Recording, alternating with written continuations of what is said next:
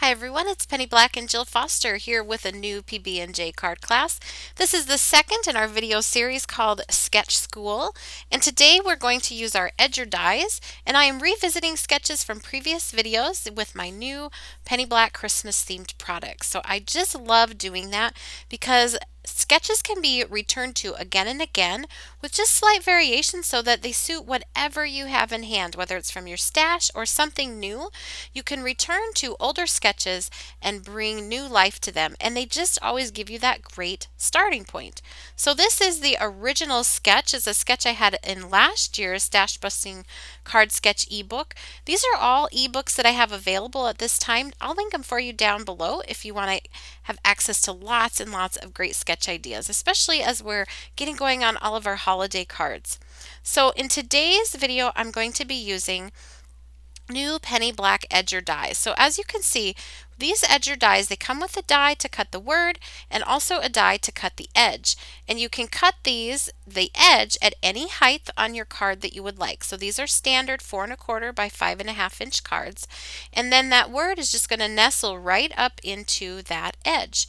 So what I like to do is prep these in advance, cutting a bunch, different heights, so that when I go to use this sketch, this part is already done. I also find it satisfying to do this kind of die cutting with no design in mind yet, just sitting and die cutting, watching a show, and prepping these. So when I'm ready to do some stamping, this part is already done.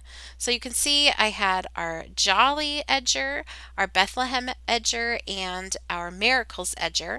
These all also have stamp sets that work with them beautifully so that you can add some secondary sentiments to your cards.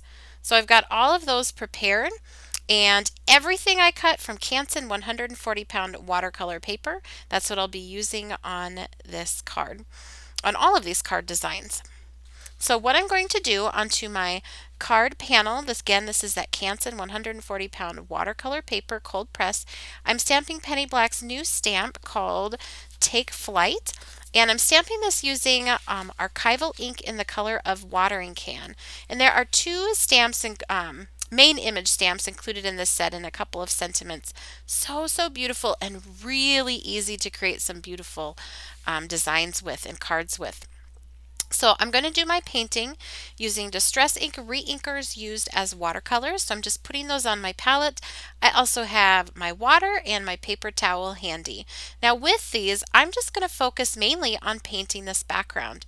You could do so many different variations of this just by changing your background colors. You could go more gray. You could do a sunset in the background. You could do a dark blue in the background, like a night look to them. There's just so many different ways that you can do this. They are divided into these in between each tree. So you can see I turned it so it was easy for me to reach inside there. And I find that this allows me to work section by section, and they're small sections. So instead of this big daunting background to paint, it's just this little section, this little rectangular section I'm working on. So you can see I'm picking up my reinker, putting it down where I want it to be the darkest. Then I'll go off camera, rinse off my brush, and pat it dry on the paper towel, and I can go back and blend that. Also, as I work my way up the card, there's less reinker on my brush, and so it gets lighter and lighter as I go.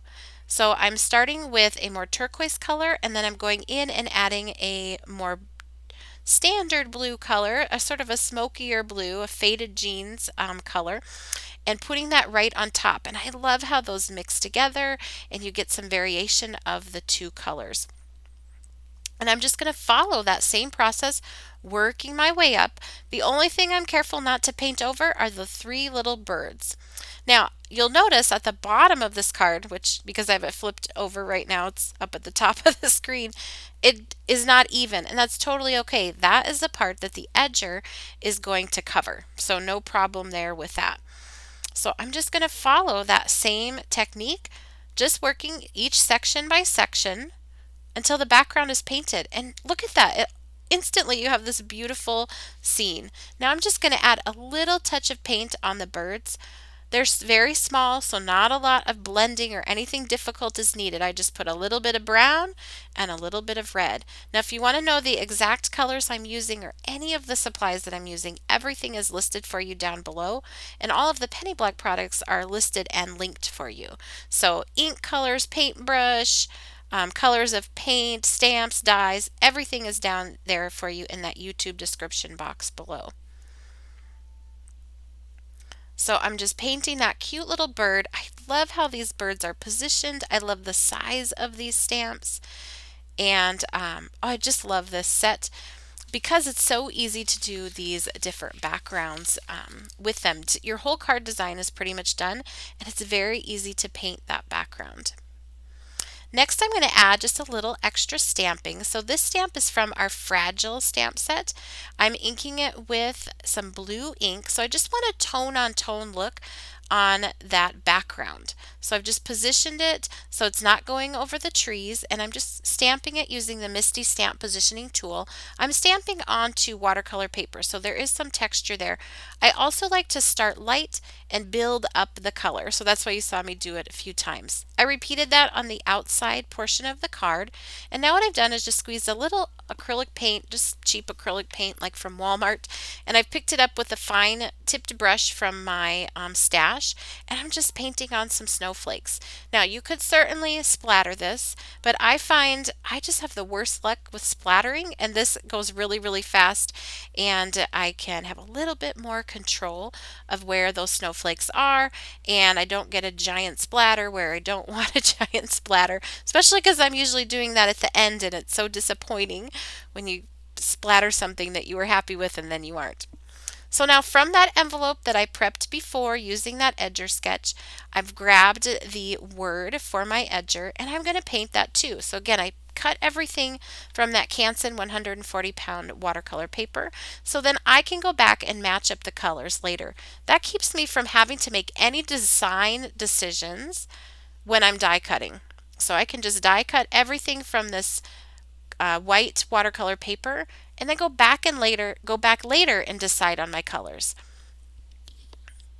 Now, I'd like to add just a little bit of extra dimension to these words, so I've cut it twice. This one I haven't painted, I'm just putting a little bit of liquid adhesive on there, and then I'll just layer the one on top that I painted, and it just gives a little extra something. You certainly don't have to do this, but I find once I started doing this, it's like addicting. I'm always doing it now because it's such an easy way to add some dimension, and I think in person it just adds a lot to the card. So there you can see there's the one I painted, and I'll just put it on there. Before the glue dries, I'll just wiggle it, and since it's a die cut, it's going to match up perfectly.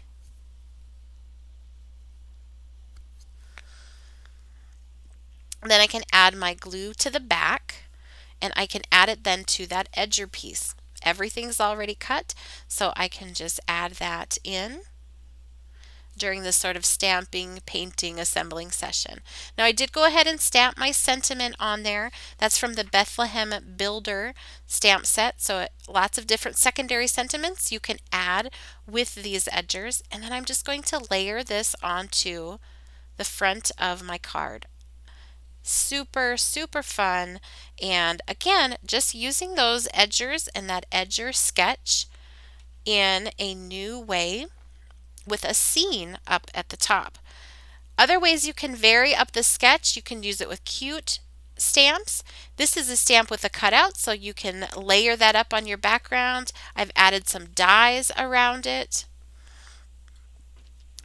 This one here, you can see I've just added some contrasting color, some embellishments moving from the top to the bottom.